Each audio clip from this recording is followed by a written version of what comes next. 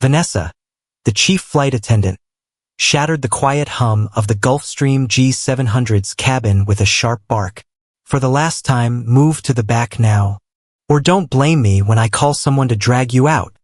Her voice sliced through the air, edged like a blade, her blue eyes blazing with fury. Abby, the dark-skinned woman seated by the window, looked up, her deep brown eyes steady and unyielding. I already told you. I'm not going anywhere, she replied, her tone low but forged with steel. The cabin buzzed with whispers as passengers' stares zeroed in on Abby. A silent showdown had ignited between arrogance and composure, and no one could have predicted the ending that would leave them all stunned speechless. On the tarmac of a private airport on the outskirts of Los Angeles, the Gulfstream G700 jet stood tall, gleaming under the glow of the setting sun. Its fuselage, coated in a shimmering silver-white paint, reflected the light like a giant gem amid the modern landscape. The nose of the plane rose proudly, its sleek yet powerful wings curving gently, evoking the image of a bird of prey ready to take flight. This wasn't your typical commercial flight with cramped seats and the clamor of a crowd. No, this was a symbol of luxury and power, a machine crafted exclusively for the elite, those whose every step echoed with the sound of money and influence. A light breeze swept across the runway, carrying the scent of jet fuel mixed with the faint aroma of expensive perfume from the passengers preparing to board. Inside the cabin, the space was a masterpiece of refinement. Cream-colored leather seats, soft as velvet and hand-stitched by Italy's finest artisans, beckoned passengers to sit and leave the world's worries behind. Glossy ebony wood trim ran along the walls and tables, contrasting perfectly with gold-plated accents on the armrests and drink trays. A subtle LED lighting system emitted a warm, gentle glow, creating an atmosphere that was both cozy and undeniably luxurious. From the high-end Bose speakers, a Miles Davis jazz track played softly, its rising and falling notes blending with the low hum of the engines warming up. Every detail in the cabin was meticulously designed to deliver an experience far beyond mere comfort. This was a statement of class. The passengers boarded one by one, each carrying the mark of wealth. A middle-aged man in a deep blue Tom Ford suit pulled an aluminum Rimowa suitcase, his sharp eyes scanning the cabin as if assessing whether it met his standards. A young woman, perhaps a model or social media star, wore a form-fitting Versace dress and clutched a dainty Chanel handbag, striding with the confidence of someone who knew all eyes were on her. The sound of suitcase wheels rolling across the wooden floor mingled with the rhythmic tap of high heels, forming a symphony of extravagance. They were ushered to their assigned seats, each offering enough private space to make anyone feel like the center of the universe. Among these familiar faces of the elite, one woman stood out, not for flashiness, but for her quiet authority. Abigail "Abby" Kingston, around 45 years old, stepped aboard with an elegant ease that didn't need to try to impress. She wore a charcoal gray suit, perfectly tailored by an obscure London designer, not because she couldn't afford big-name brands, but because she preferred the unique, the personal. Her nude Louboutin heels with their signature red soles carried her lightly, yet silently. Abby didn't need noise to announce her presence. Her glossy black hair was pulled into a neat low bun, revealing a face with sharp features, deep brown eyes, a high nose, and lips pressed together as if guarding a great secret. Abby was no stranger to wealth, but she hadn't been born into it. Raised in a working-class neighborhood in Detroit, she was the daughter of a mechanic and a nurse who spent their lives instilling in her the belief that intelligence and patience could overcome any obstacle. From a young age, Abby learned to observe how people treated each other based on skin color, clothing, or speech. At 12, she watched her mother be refused service at a store simply for wearing a worn-out nurse's uniform after a long shift. That moment etched itself into Abby's mind, not as anger, but as a quiet resolve. She would change how the world saw people like her, not by shouting or showing off, but by wielding real power. Abby's journey to this moment was nothing short of remarkable. After graduating from MIT with a full scholarship in aerospace engineering, she started at a major airline, quickly realizing the industry wasn't just about planes, it was about people, about how they were treated on flights spanning thousands of miles. With sharp business instincts and a knack for spotting trends, Abby founded Kingston Air at 30, starting with a single leased plane. Now, at 45, she owned a billion-dollar private aviation empire, serving politicians, Hollywood stars, and billionaires who preferred anonymity. What set Abby apart was her aversion to the spotlight. She often disguised herself as an ordinary passenger, sitting in her own planes to see how her staff performed, ensuring everyone, regardless of who they were, was treated with the respect they deserved. Today was no exception. Abby boarded the Gulfstream G700 with a specific purpose.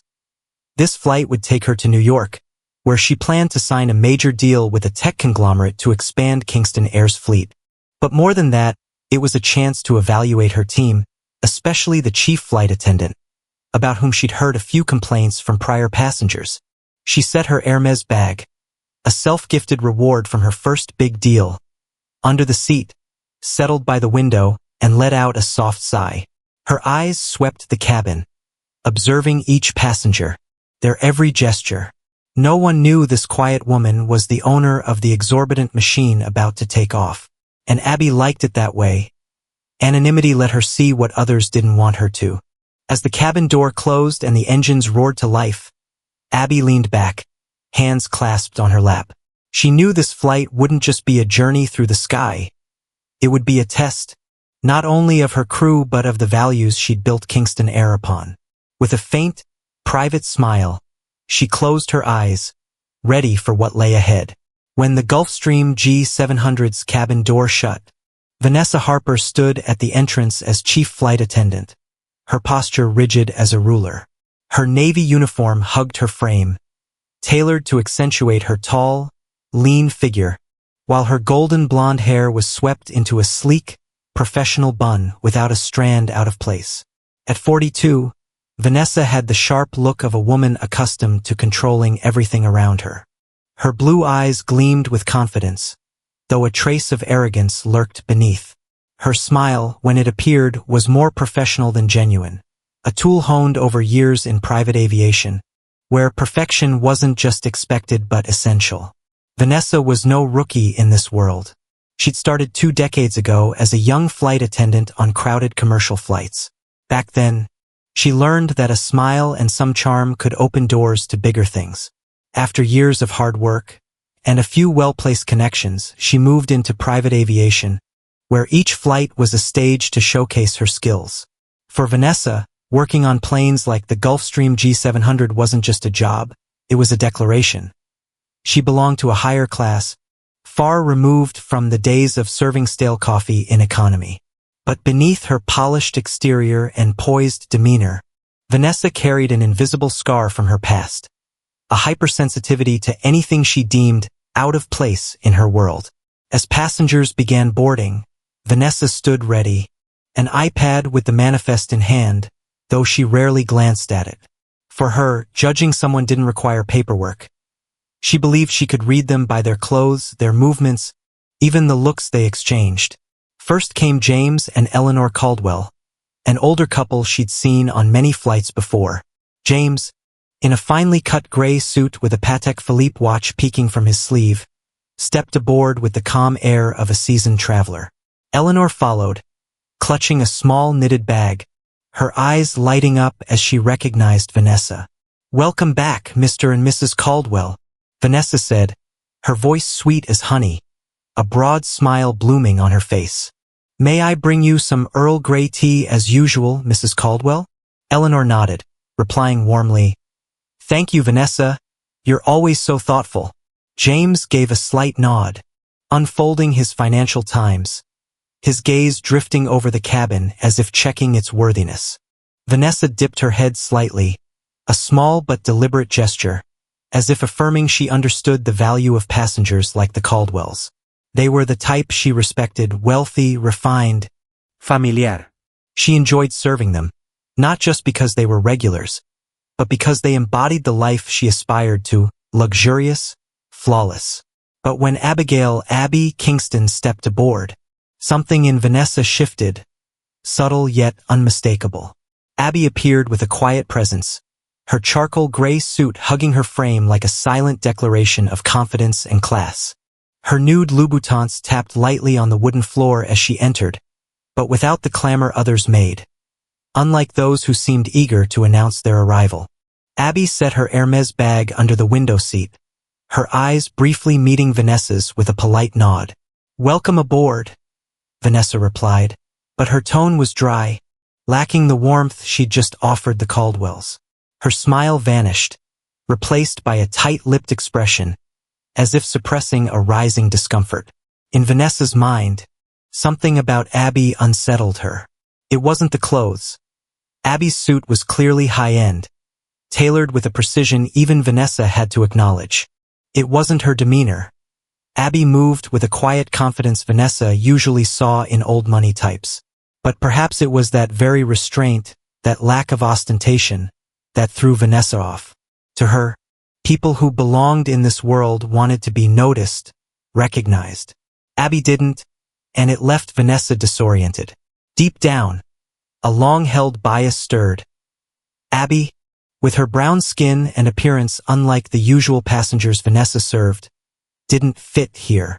Grace Miller, the young assistant flight attendant standing a few steps away, noticed the shift in Vanessa's attitude. At 25, with brown hair in a ponytail and bright, eager eyes, Grace was new to Kingston Air. She'd joined the industry for the adventure and chance to meet fascinating people, but working under Vanessa wasn't always easy. "Is she okay?" Grace whispered, her voice soft as Vanessa turned to check the iPad manifest. Vanessa shot her a glance, eyes narrowing. "Who?" she snapped, her tone icy. Grace nodded toward Abby, now seated quietly by the window. "The woman who just boarded. You don't seem to like her much."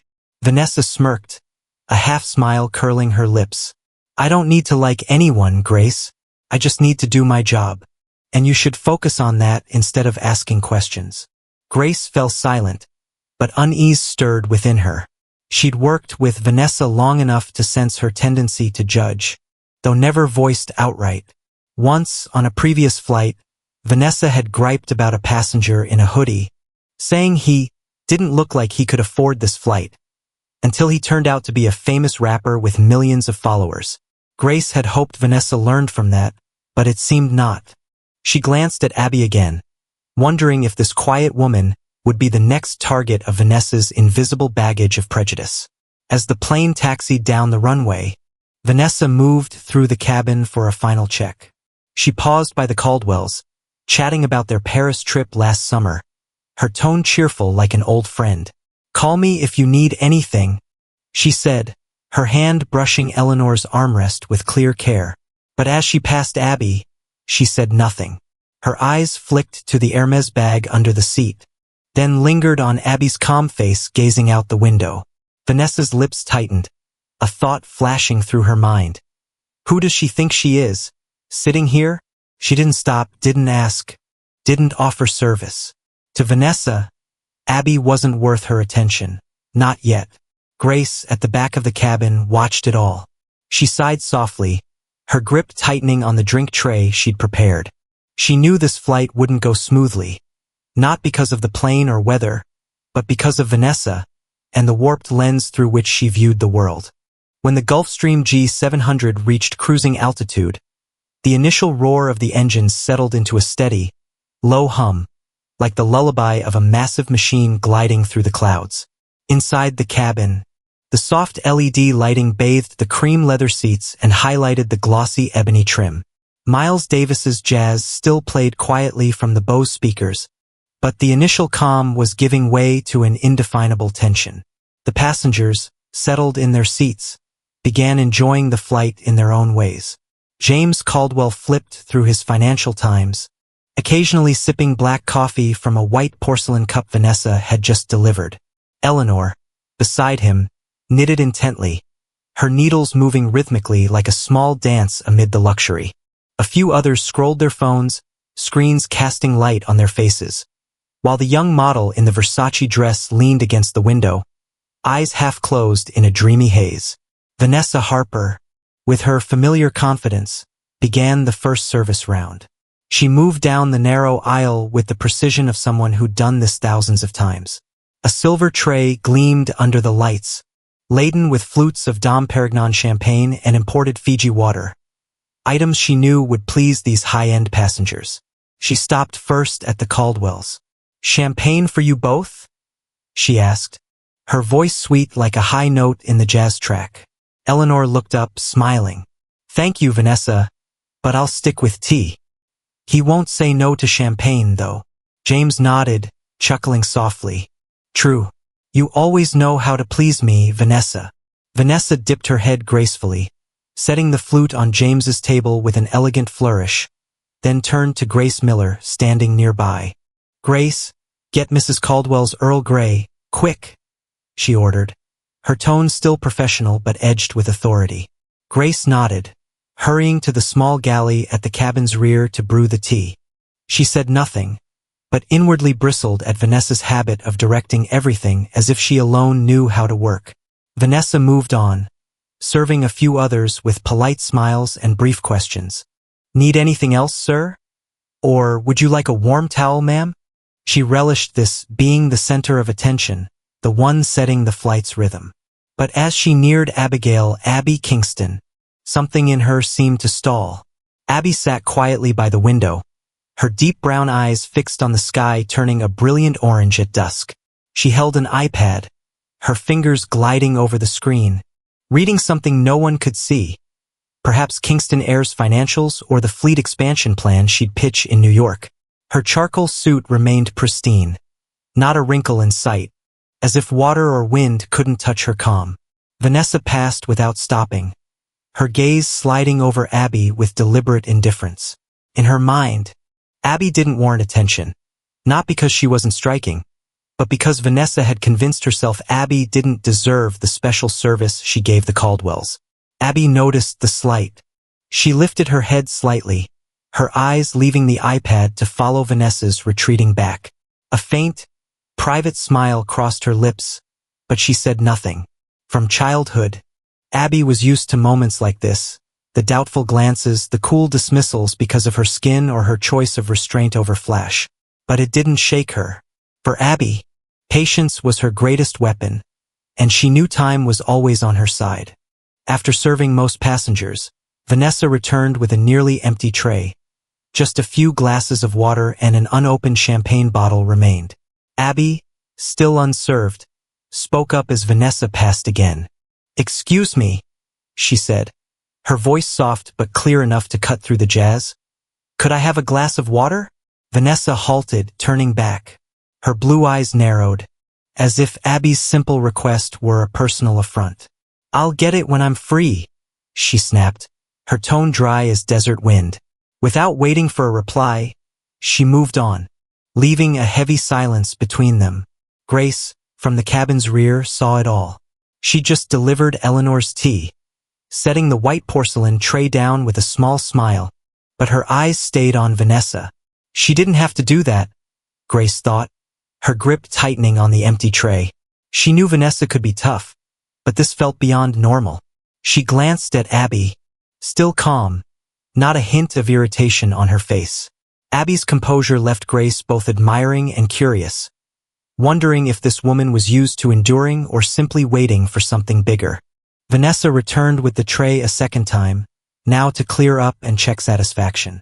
She strode down the aisle, heels clicking steadily on the wood. Nearing Abby, she avoided looking directly at her, but in her mind, a thought looped. She's not like the others. She doesn't belong here. Vanessa couldn't pinpoint why. Maybe because Abby didn't chat like the Caldwells, didn't flaunt her Hermes bag or ask about amenities. To Vanessa, Abby's silence signaled unworthiness, a quiet challenge she couldn't ignore.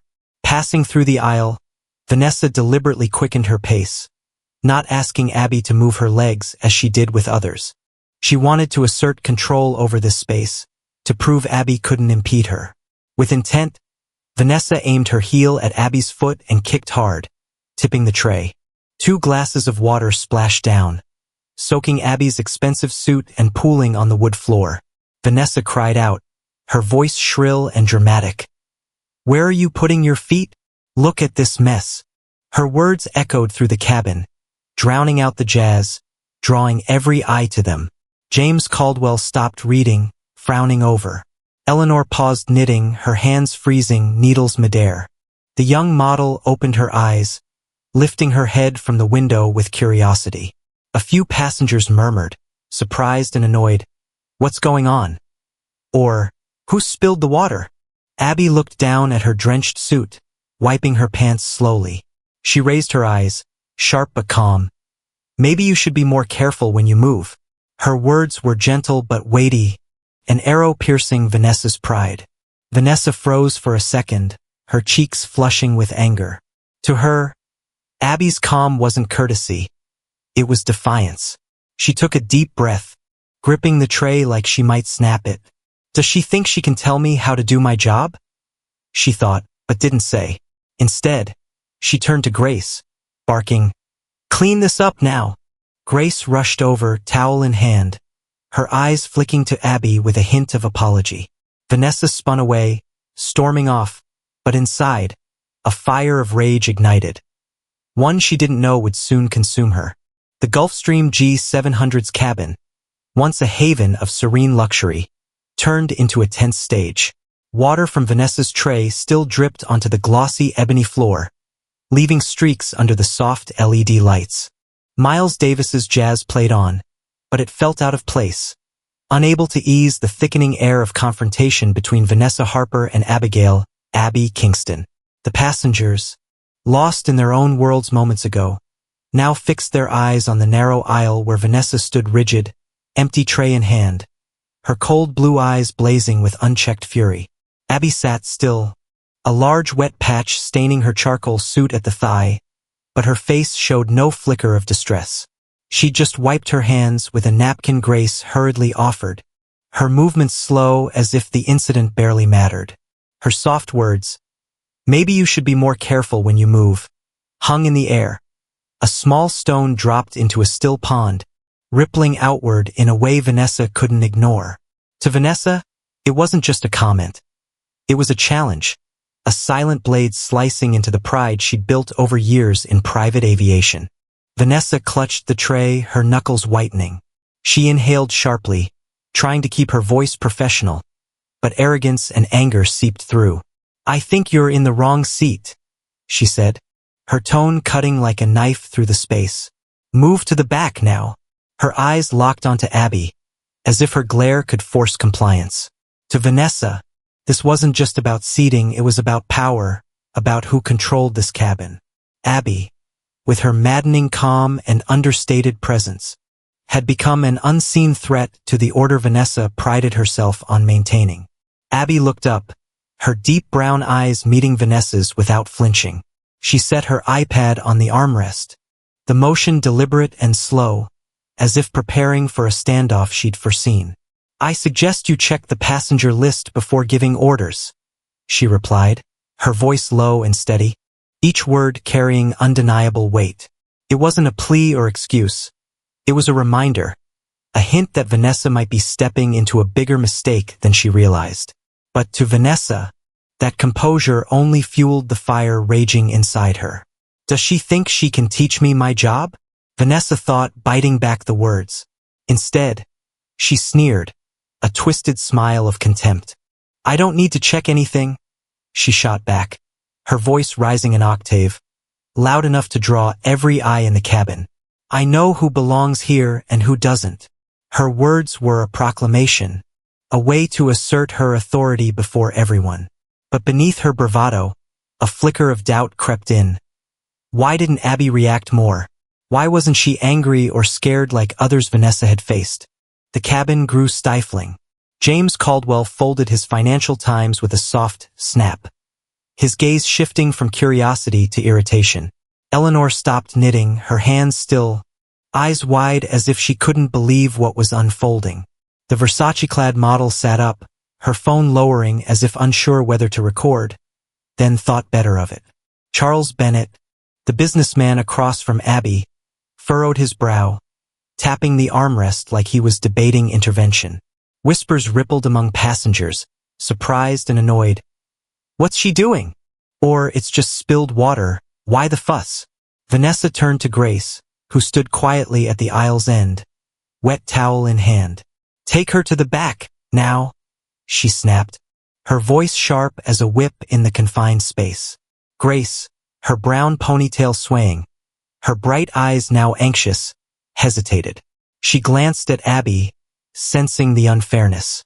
She wanted to speak, to suggest checking the manifest as Abby had, but Vanessa's furious glare, 2 arrows aimed at her, made her falter. Do it! Vanessa shouted again, her voice piercing the jazz. Grace nodded reluctantly, stepping toward Abby, her voice a near whisper. Ma'am, please! But Abby cut her off, her tone low yet commanding. You should think carefully before following that order. It wasn't a direct threat, but a gentle warning, heavy with confidence Vanessa couldn't grasp. Grace froze, her hand trembling, her eyes darting to Vanessa for clearer direction. But Vanessa gave her no time to think. Enough! She yelled, her voice breaking in uncontrolled rage. She stormed toward Abby, heels pounding the floor, and in a reckless moment, swung her hand, slapping Abby hard across the face. The slap rang out like a small explosion, sharp and piercing, cutting through every sound in the cabin. The space fell deathly still. James Caldwell's champagne flute trembled faintly from the sudden silence. Eleanor covered her mouth, eyes wide with horror, a knitting needle clattering to the floor. James leapt up, his voice low but furious. What did you just do? Charles Bennett half rose, gripping his armrest, his face a mix of shock and outrage. The model gaped, her phone slipping to her lap, eyes darting between Abby and Vanessa in disbelief. Grace stepped back, hand over mouth, eyes wide with terror, as if she'd witnessed the unthinkable. Vanessa stood there, breathing hard, her hand still hovering midair. For a split second, she felt triumphant. She'd regained control, silenced the woman defying her. But then she looked at Abby, and that feeling evaporated. Abby straightened slowly, her hand touching her cheek where she'd been struck, but her expression didn't shift. No tears, no anger, no panic. Just a cold, deep calm, like the sea before a storm. She stared straight at Vanessa, her gaze cutting through her brittle arrogance. You just made a big mistake, Abby said, her voice so steady it sent a shiver through Vanessa. It wasn't a direct threat, but a declaration, a judgment Vanessa couldn't yet comprehend. In her mind, a flicker of doubt sparked. Why didn't she react? Why didn't she scream or fight back? But she smothered it, forcing a warped sneer. You're the one causing trouble, she growled, her voice trembling with lingering fury. I'll have security drag you off this plane right now. The passengers' murmurs grew louder. Charles shook his head, muttering, She's lost it. James whispered to Eleanor, I've never seen this on any flight. Grace stood frozen, hands shaking, wanting to act but unsure how. Meanwhile, Abby rested her hand on the armrest, her eyes never leaving Vanessa. She knew this moment wasn't the end. It was the beginning of a truth Vanessa would soon face. The Gulfstream G700's cabin, once a cocoon of luxury and peace, now hung heavy with silence after Vanessa Harper's resounding slap. The sharp crack lingered in the air, even as Miles Davis's jazz tried to weave through the Bose speakers to calm the tension. Water from the earlier spill still pooled on the ebony floor, glinting under the LED lights like remnants of a passing storm. The passengers, stunned by the moment, seemed frozen, their eyes shifting between Vanessa, standing rigid with a trembling hand, and Abigail Abby Kingston, who'd just been struck yet sat with a chilling calm. Vanessa's chest heaved, as if she'd run a marathon. Her hand, the one that struck, lowered slowly, fingers still clenched like she was clinging to control slipping away. In her mind, emotions swirled, a fleeting satisfaction at Abby's silence quickly overtaken by creeping unease. She looked at Abby, expecting a reaction, a yell, a glare, tears, anything to prove she'd won this clash. But Abby gave her nothing. The brown-skinned woman in the soaked suit sat upright, her right hand lightly touching her cheek, her gaze unwavering. Abby's deep brown eyes locked onto Vanessa, not with anger or fear, but with a quiet certainty that chilled her to the bone. "You just made a big mistake," Abby said, her voice low and steady, each word dropping like stones into a still pond, sending ripples through the space. It carried no overt threat, no drama, but a weight that Vanessa couldn't dismiss. The tone of someone who knew they held something greater, who didn't need to shout to prove power. Vanessa faltered for a moment, her lips tightening, but she quickly regained her haughty edge. "You're the one causing trouble," she snarled, her voice shaky with unspent anger. "I'll have security drag you off this plane right now." She turned, aiming for the crew communication area, but inside, doubt gnawed.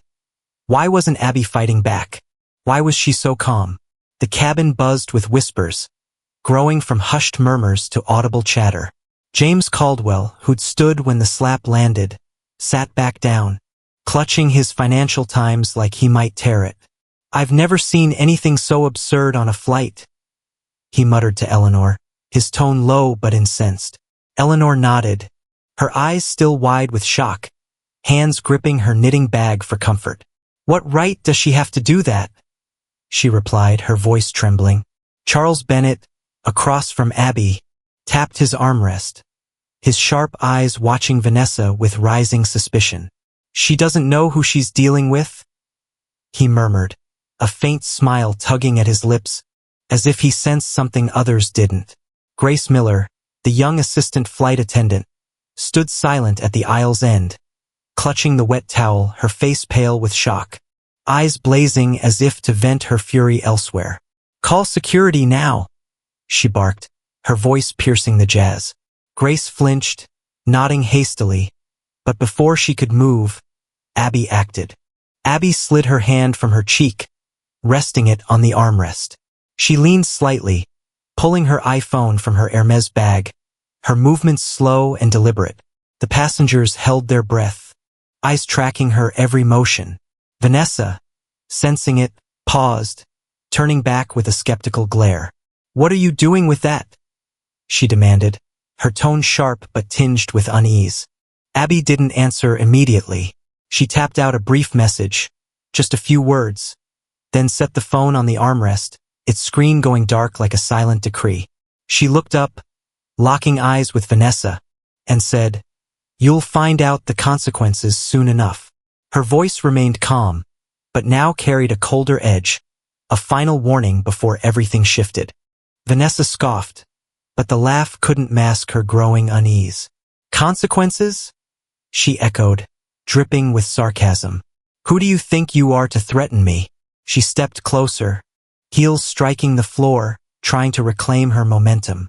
But in her mind, questions swirled. Why isn't she scared? Why would she say that?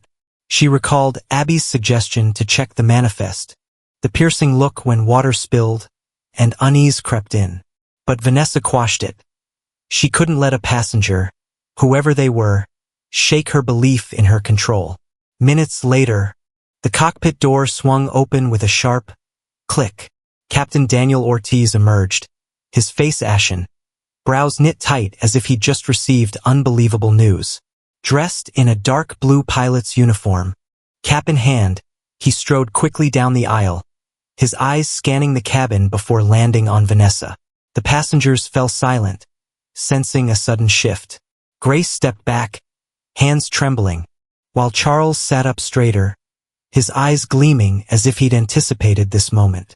Daniel stopped before Vanessa, his voice firm but strained. "She's Abigail Kingston, owner of Kingston Air and this plane." His words thundered through the cabin, shattering every illusion Vanessa clung to. Gasps erupted. Eleanor covered her mouth, whispering to James, "My God, she's the owner?"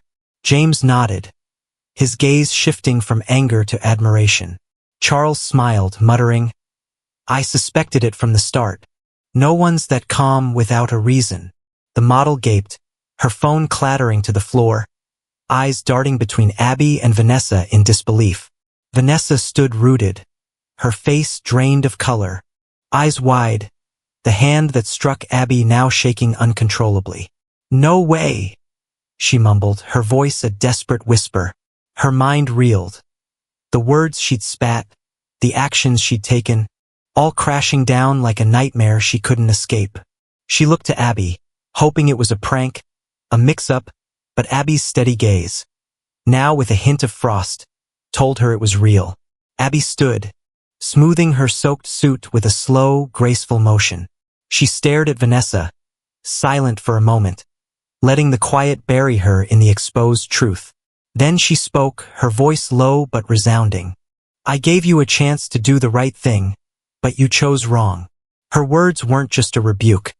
They were a verdict, the end of Vanessa's arrogance in front of everyone. The Gulfstream G700's cabin fell into a thick silence after Captain Daniel Ortiz's bombshell. She's Abigail Kingston, owner of Kingston Air and this plane. The words rang like a tolling bell, snapping passengers out of their stunned haze following Vanessa Harper's slap. The soft LED lights still bathed the cream leather seats, but the luxurious space now felt like an impromptu courtroom.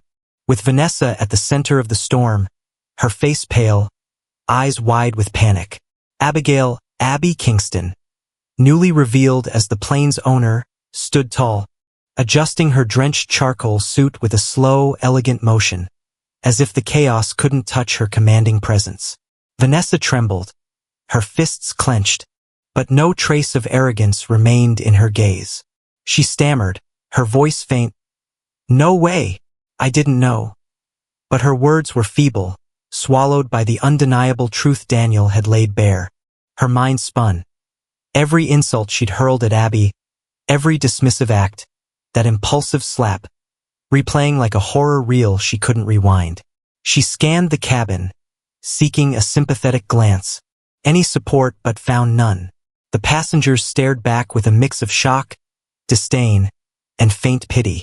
James Caldwell, still holding his Financial Times, shook his head slowly. I never thought a flight attendant could act like that, he said to Eleanor, his tone low but furious. Eleanor nodded, clutching her knitting bag, her eyes fixed on Vanessa.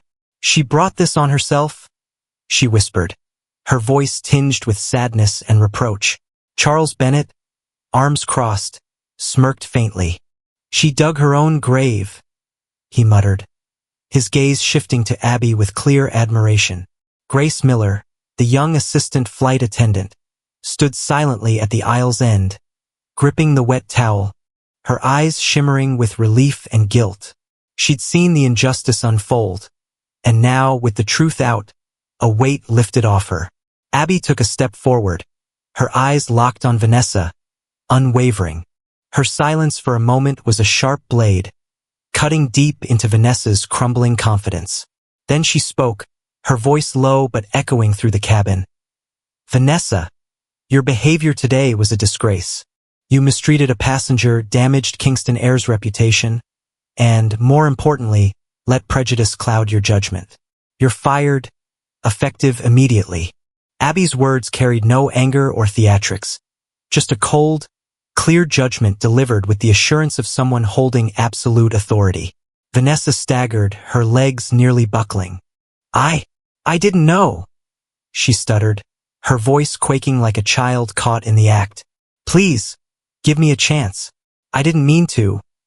But her plea cut off as Abby raised a hand, a small gesture that silenced her instantly. You didn't know because you didn't bother to find out, Abby continued, her tone hardening. You chose to judge me by my appearance instead of doing your job. That's not something I tolerate at Kingston Air. Her words were a final blow, piercing Vanessa's pride, leaving her exposed to the harsh reality. Before Vanessa could respond further, 2 security guards entered from the front, their boots thudding steadily on the wood floor. Dressed in black uniforms, their faces stern, one carried handcuffs glinting at his side. Daniel Ortiz stepped aside, his expression grim but silent. He'd done his part revealing the truth. Now consequences would play out. One guard approached Vanessa, his voice flat and cold. Vanessa Harper, you're under arrest for assault. Anything you say from now on can and will be used against you in court. The other moved in, swiftly cuffing her hands as she stood, her face twisting in panic. "Wait!" Vanessa cried, her voice breaking in desperation. "This is a misunderstanding. I didn't mean it." She struggled lightly, turning to Abby with pleading eyes. "Please, I'm sorry. I didn't know who you were." But Abby didn't reply. She stood still, hands clasped in front of her, her gaze icy as Vanessa was escorted away. To Abby, Vanessa's late apology held no weight, not because she couldn't forgive, but because she knew true change came from prior actions and awareness, not desperate words. The passengers watched in silence as Vanessa was led out. Her heels echoed weakly on the floor, each step dragging the shards of her shattered pride. Charles Bennett gave a small clap, a subtle break in the quiet, and a few nodded in agreement. Eleanor whispered to James, "She deserved it." James nodded, his eyes on Abby with newfound respect. Grace, still at the aisle's end, exhaled in relief, her hands relaxing, the towel slipping to the floor like a symbol of closure. As Vanessa disappeared beyond the door, Abby turned, her gaze sweeping the passengers. She took a deep breath, then spoke, her voice steady and strong. "I'm sorry for what you all witnessed today. Kingston Air was built on respect and professionalism, and I promise that going forward, every passenger will be treated fairly, no matter who they are." Her words were a vow, a declaration rooted in her personal experience and the vision she'd spent a lifetime crafting. Charles stood, clapping again, louder this time. "Well said," he declared, his voice ringing out. "That's how you run an airline." Eleanor nodded, offering Abby a small smile, while Grace stepped closer, her eyes bright with admiration. "Thank you, Miss Kingston," she said softly, her tone sincere. Abby met her gaze, nodding slightly, a faint smile crossing her lips. Abby returned to her seat, her eyes drifting to the window where the sunset still blazed. She knew this flight wasn't just an incident. It was a lesson, a chance to reinforce the values she'd instilled in Kingston Air from day one. And as the plane pressed on, she felt a fresh calm. Justice had been served, not just for her, but for all who'd ever been judged without being heard. As Vanessa Harper was escorted from the Gulfstream G700's cabin, the sound of her footsteps faded beyond the door, leaving a stillness in the once tense space. The soft LED lights still illuminated the cream leather seats, but now the glow felt different. No longer a cold luxury, but a gentle warmth, as if the plane itself sighed in relief after the storm. Miles Davis's jazz, drowned out by earlier chaos, now returned clearer, its rising and falling notes drifting through the Bose speakers, soothing rattled nerves. The passengers, one by one, began to relax, their eyes shifting from the door where Vanessa vanished to Abigail, Abby Kingston, the woman who'd just asserted her authority and justice. Abby stood in the aisle, her posture tall, the wet charcoal suit no longer a mark of disorder, but a badge of resilience. She took a deep breath, hands clasped before her, her gaze sweeping the cabin. Her brief silence drew everyone in, not by force, but by the natural respect she'd earned. Then she spoke, her voice steady and resonant. "I'm sorry for what you all witnessed today. Kingston Air was built on respect and professionalism, and I promise that from now on, every passenger will be treated fairly, no matter who they are." Her words weren't just an apology. They were a pledge, forged by personal experience and the vision she'd spent her life building. Charles Bennett, seated across, broke the silence after Abby's words. He stood, clapping slowly but firmly, the sound a steady affirmation in the cabin. "Well said," he declared, his voice deep and convincing. "That's how you run an airline, not just with money, but with principles." His smile widened, eyes gleaming with admiration for Abby. James Caldwell nodded in agreement, setting his Financial Times on the table, his hand tapping the armrest in quiet approval. "I've flown hundreds of times," he said to Eleanor, his tone a mix of surprise and satisfaction, "but I've never seen anyone handle a situation like her." Eleanor smiled faintly, her eyes bright as she looked at Abby. "She's truly impressive," she whispered, her hands resuming their knitting as calm returned. Grace Miller stepped closer to Abby, her hands steady now. She hesitated, then spoke softly, her voice earnest. "Thank you, Miss Kingston. I'm sorry I didn't do anything to stop this." Abby turned to her, her expression softening, a faint smile on her lips. "You don't need to apologize, Grace," she replied, warm but firm. "You did right by staying quiet. Sometimes the truth needs time to speak for itself." Grace nodded, her eyes shining with gratitude, and stepped back with a newfound lightness she hadn't felt under Vanessa's command. Abby moved back to her seat but paused, gazing out the window at the sunset's endless streaks of orange and pink. In that moment, she wasn't just a billionaire or Kingston Air's owner. She was a woman who'd been judged, overlooked, and now stood here proving worth wasn't tied to appearances or others' opinions. Memories of her Detroit childhood flooded back, standing by her mother in a grocery store, watching her be refused service for her worn nurse's uniform. Those moments no longer fueled anger, but drove her to create a different world, one where respect didn't need to be demanded with wealth or fame. She sat, resting her hand on the armrest, eyes still on the sky. To Abby, this flight wasn't just an incident to resolve. It reminded her of the mission she'd set when founding Kingston Air. She recalled the early days, with one leased plane and a big dream. A dream of an airline where everyone, from passengers to staff, was valued as individuals. Vanessa had breached that, but today's events let Abby reinforce it, not just for herself, but for all who'd board her planes in the future. The cabin slowly normalized. Charles chatted with James about the stock market, his tone lighter now. Eleanor knitted on, her needles moving in rhythm with the jazz. Grace returned to the galley, preparing a new drink tray, a bright smile on her face. Other passengers slipped back to their phones or brief naps, but the story lingered in their minds, a lesson in justice and respect they'd never forget. Daniel Ortiz emerged from the cockpit again, his face more relaxed. He approached Abby, dipping his head slightly. "Ms. Kingston, everything's under control. We'll proceed to New York on schedule," he said, his voice low but respectful. Abby nodded, offering a small smile. "Thank you, Daniel. Make sure everyone's taken care of." Daniel nodded, returning to the cockpit, leaving Abby to her thoughts. As the plane cut through the clouds, Abby leaned back, eyes on the view outside. She knew the story wouldn't end here. It would spread, a reminder to her team and the industry of fairness's value. In her mind, her message crystallized. Luxury isn't about appearances or money. It's how we treat each other. True success is measured by the respect we give everyone, no matter who they are.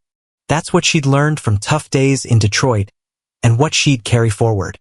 She closed her eyes, letting the engine's low hum and the jazz lull her into peace. This flight, though it began in chaos, ended in a quiet victory, not just for Abby, but for all who believed justice and dignity always had a place, no matter the circumstances.